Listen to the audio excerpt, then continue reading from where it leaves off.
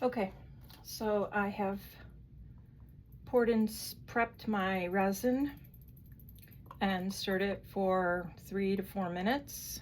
It's going to be bubbly, but that's okay. I have my array of pictures that I want to do flat. So what I'm going to do first is lay down some resin for the back side. And this is going to seal the back to the front. Don't get ahead of yourself and put too much down, just enough for one row, and then we'll move on from there. Make it thick enough so that the picture is going to float on top of it. And don't worry about smoothing it too flat, because this resin will find its own level in the liquid state. Okay, I'm going to set them down back, making sure that all the corners are in there and it comes up a tiny bit.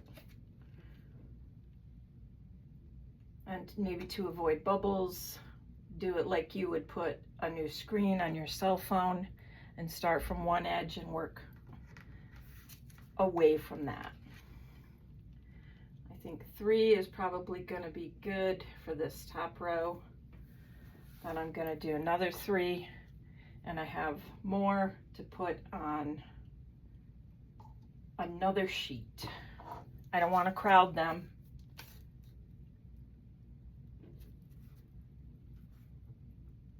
Some of this excess I can paint on the top of the surface once I get them all placed on here.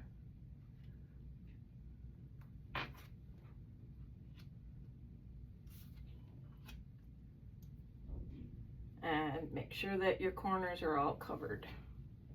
Okay, I'm just going to pour a little bit on the tops and then paint this. And like I said, I don't want them too thick. Just want them thick enough so that they won't bend or break, but they'll harden up really nice, and they are going to be completely sealed. The pictures that I started with are actually laminated.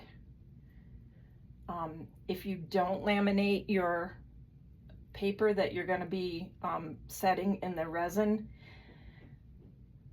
it's going to soak through and your image will become translucent.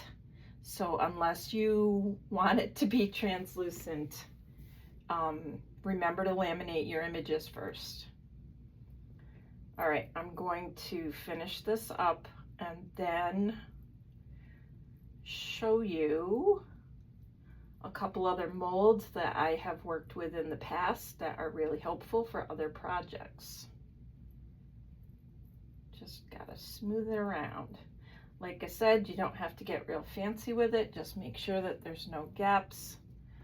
I can also, if there's a lot of bubbles on the surface, I can go over it with a lighter and reduce the bubbles. It's not a big deal.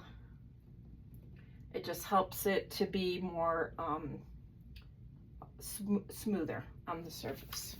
So here are some of the other molds that I work with. It's really handy for making token boards. It's got a really shallow edge on it, and they come in a variety of sizes. And if you wanted to do individual stuff, these circular ones are really helpful. I think that's all I wanted to show you. Thanks.